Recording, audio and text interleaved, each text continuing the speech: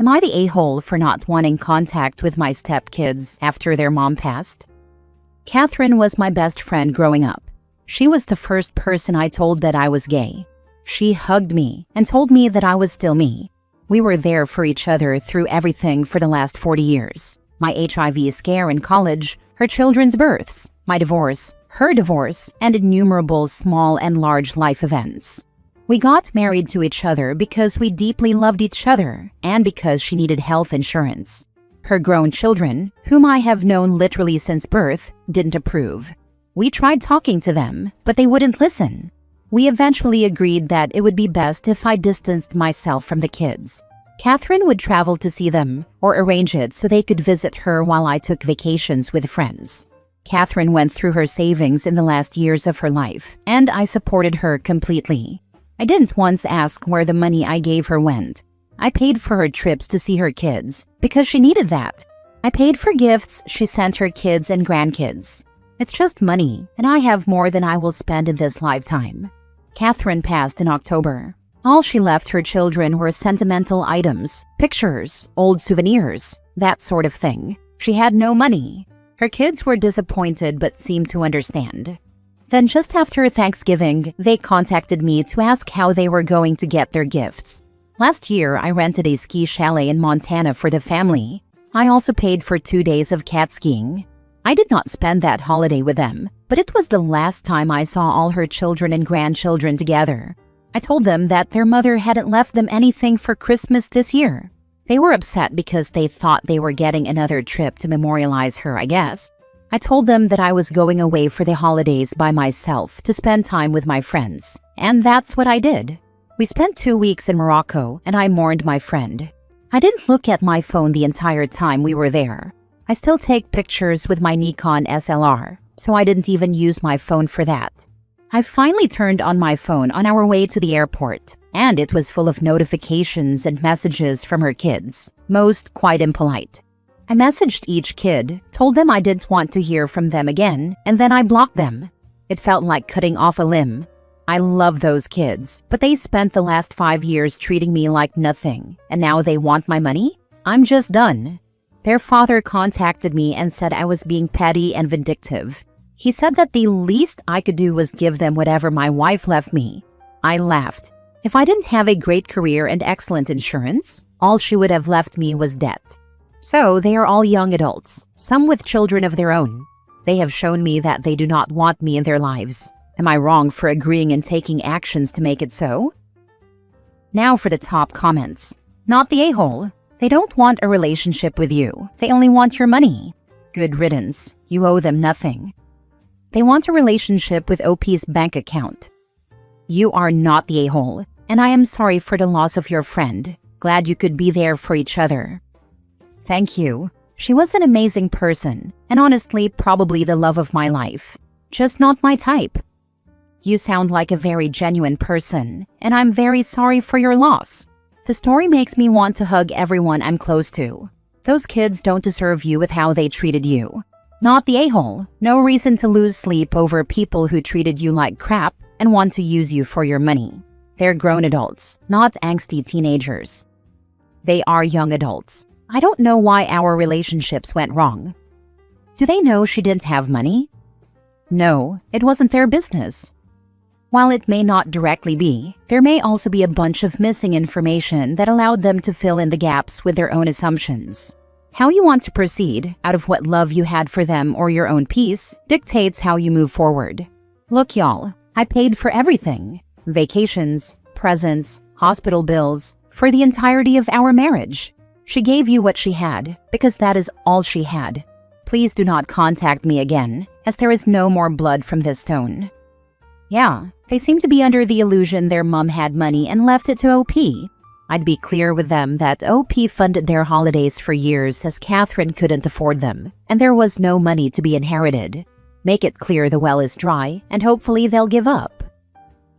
Next story. Am I the a-hole for not treating my stepdaughter like my daughter because I'm not her dad?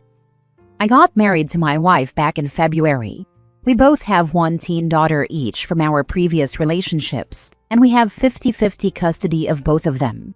We have them during the same week, so one week we have 2 teens, and the next is just the 2 of us, which is nice. We have had a couple of issues so far with parenting our kids. Multiple times now, when I try to parent my stepdaughter, my wife comes in screaming that I'm not her dad, so I don't get to punish her. The last time this happened was a few weeks ago. She just got her license a few months ago, and one night she snuck out with my car while we were all sleeping and crashed into a railing. The front bumper was falling off, and the entire passenger side was scratched and dented. I'm not from the US, but it stayed 5 days in the shop and cost the equivalent of over $2,500. I was freaking pissed. Again, her mom defended her, saying I'm not her dad. I said, you know what? Fine, I'm not her dad. So this year for Christmas, I got my actual daughter a whole load of Christmas gifts and not a single thing for her. Both she and her mom were pissed and hurt. She asked me why I did that, and I told her that she's not my daughter, and she already cost me over $2,000, so she's not getting anything from me. Now they're both pissed, and my wife isn't even sleeping in our bedroom. Am I in the wrong in just being petty, or was I justified here? Not the a-hole. Do not have children with her. I anticipate a divorce soon. Probably yeah. OP, you don't have a stepdaughter problem. You have a wife problem, but you're choosing to make it about the daughter. Why did you two get married in the first place and combine families, if you're not actually going to combine families? It sounds like you and your wife are married and your kids are stuck in the middle and being divided. Your wife is the one teaching her kid that her behavior is okay. You take your issues up with your wife. She's the colossal a-hole here. If his stepdaughter is stealing and damaging his property, then he has a stepdaughter problem as well as a wife problem. Don't minimize her actions here. I really don't understand why people get married if they aren't willing to combine their families and parenting efforts. Agreed. It was very weird at first when my ex moved in with and then married his new wife. Dropping our kids off, knowing that someone else, someone I hadn't actively chosen to co-parent with, was now helping to raise our kids, put them to bed, comfort them if they fell over, tell them off when necessary, and possibly have different house rules and opinions from me, was hard. I know my kid's stepmother found it awkward at first too. How much should I do regarding disciplining the kids? Would she then have me complaining because they aren't her kids? And would my ex or his wife complain if he told the kids off for something she didn't think was an issue? But we're all adults, so we talked, acknowledged the weirdness of it all, calmly negotiated situations where we disagreed, and all compromised at times, even if that meant swallowing a twinge of resentment or anger. Because the one thing we all agreed on was that the kids come first. We wanted as little disruption, confusion, and stress for them as possible. I've had relatives say, I can't believe you let the stepmother tell the kids off or tell them what they can and can't do like that. She's not their mom. Their dad should do that. When they've done something, I would absolutely discipline them for too. That sounds like a recipe for teaching kids how to play one parent or step-parent off against the other, and for constant family arguments. And if their dad is out at work, should she just let them run riot? Inconsistent parenting confuses kids, especially very young ones. Yes, we have slightly different house rules on some things, but we all agree on the major parenting issues. And if we're unsure what the other would think or do, we discuss it like adults. I admit I've been very lucky that my ex remarried someone with a similar parenting and life ethos to me and him. If he'd married someone who believed the opposite of me on every issue, it may have been a lot more difficult. Also, none of us are perfect or saintly. Me and their stepmother have had a few frosty but polite conversations over the years, and she's argued with my ex over a few parenting issues. But we all try our best not to do any of that in front of the kids. Next story. Am I the a-hole for saying that my ex-in-laws need to unblock my number while they have my children, if they want to take them anywhere? I, 35 female, separated from my partner, 42 male, almost 2 years ago. We have 3 children together, ages 15, 8, and 7. A lot has happened from then until now. Without getting too much into detail, I'll just say there are criminal charges and safety concerns where my ex is concerned, and I have sole physical and sole legal custody of all of my children. My ex is court-ordered to have no contact with my children. The problem arises because his family wants to have relationships with my children, which is fine as long as they respect me as the parent. However, that is not what happens. They constantly do things without getting my permission first, or even informing me, and they see no problem with this.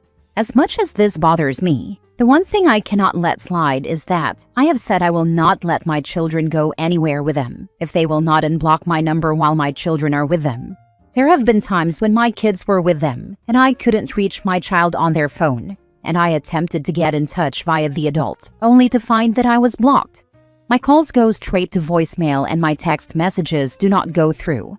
I know this because I had to get a different phone in order to get through. I feel this is unacceptable and inappropriate. I need to be able to communicate with whatever adult my children are with while they are in their care. Am I the a-hole for setting this boundary? While my older child has a phone, my younger ones do not. Also, I don't feel it's appropriate for children to have to be messengers between grown adults. It's not their burden to bear. Stop letting them have your children, period. You are not nearly going far enough. I was court-ordered to allow them visitation. I tried to bar them from having contact, but the judge wasn't having it. They are still ordering me to go to mediation, even though he cannot have contact. It makes no sense, but they tell me I have to follow court orders. Visitation doesn't necessarily mean they get to take your children out of your sight. If they want to visit your children, they can come and see them at McDonald's. You can even sit at a different table, but the point is that you're there and supervising, and the grandparents can't take your children anywhere without you knowing about it. If the grandparents try sneaking their son in to meet the kids, you can witness it and call the police for violation of the court order. What does your older child say about this? Do they want to see their grandparents? Do they tell you where the grandparents are taking them? Do the grandparents tell the teen to turn off their phone? I have sole physical and sole legal, but the judge had court ordered that I allow visitation. I fought for supervised visitation, but the judge said that if there were any issues, then we'd go to supervised visitation. It's very frustrating because I do not have money for an attorney, as I am financially supporting all my kids myself. He's court-ordered to pay child support, but doesn't pay. Sounds like you shouldn't let them have contact, because you can't guarantee they won't let him have contact. By the way, I do divorce law. Yes, that's been my stance. But we got forwarded to family law, and that judge ordered that I allow visitation with his family. But that same judge also ordered visitation with him. And then the criminal court placed protection orders to prevent that. There isn't another family law judge where I live. It's very rural. Then your attorney needs to go back to that judge and tell him that his family is putting your children at risk by doing things with them without your permission and by refusing to answer your phone calls or text messages while they have your children, which is completely unacceptable. Last story. Am I the a-hole for telling my father's girlfriend that not everyone has to find her attractive? I, 18 female, have been living abroad for 2 years now at a boarding school, where I met my now boyfriend, 19 male. We have been together for 10 months and currently live in the States. I'm from Eastern Europe and go back home for the summer, spring break, and winter break. My boyfriend's family doesn't really celebrate Christmas, so I decided to have him come with me to my home country. My parents have been divorced since I was a young teen, when my dad, 44 male, cheated on my mom with his now girlfriend, 28 female. It's a very stereotypical relationship. The older rich guy with a hot young woman. She has had a lot of work done, Botox, lifts, long thick eyelashes, heavy makeup, etc., which many men here find attractive as it fits the beauty standard. My father always jokes about how all men want her, and how women want to be her, which makes me uncomfortable most of the time. In that house, I'm seen more as a smart woman rather than a beautiful one, because that title is already taken. Generally, I don't think I'm hideous. I'm just taller and not as thin as she is, which makes me uglier in their opinion. Anyway, our plane landed on the 23rd, but we stayed with my mom until Christmas, when we went to my dad's house. There, I introduced my boyfriend to everyone, including my dad's girlfriend, who was dressed in a skin-tight leather dress. Throughout the night, she kept sitting next to him, occasionally grazing his arm and talking to him whenever she could in English.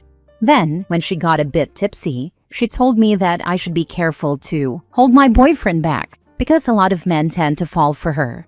This was followed by some other jokes made by my dad as well, where they were overall insinuating that she could steal my boyfriend at any time because she is more attractive than me. I finally had enough of her nonsense and told her, in our native language, that she should stop thinking everyone wants to bang her and her plastic face. My father then yelled at me and told me I had no right to say such things, but before he could do anything else, I took my boyfriend's arm and left. Most of my family thinks I overreacted over a joke, but none of them know how I feel about jokes like these. My boyfriend said I had every right to say that, and so did my mom.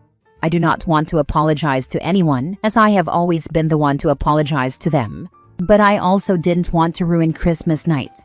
Am I the a-hole? Edit. She is his girlfriend, not his wife.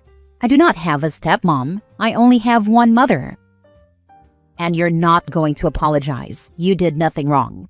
Your dad is a sick fool for doing this to your mom and for even comparing your appearance to his girlfriend. I'm so sorry. Let's not forget the fact that OP's boyfriend was sexually harassed the entire time he was there. There is nothing wrong with calling out a harasser and leaving. Not the a-hole, and thank you to OP for doing the right thing. I even believe OP could have escalated far earlier and more strongly to protect her boyfriend from this harassment, and she would still be not the a-hole.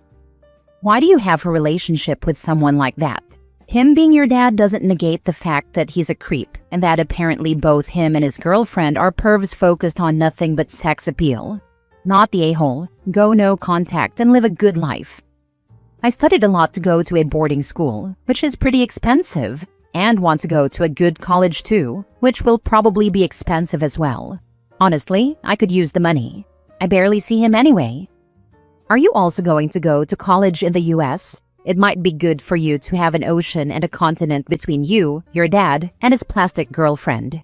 If he's wealthy, he probably controls the finances. But if you study hard, you'll make your own way in this superficial world. Good job telling the girlfriend off. She sounds horrible. That's what I want to do. I'm okay with enduring all of this for my education. It would only be bad for me if I cut ties.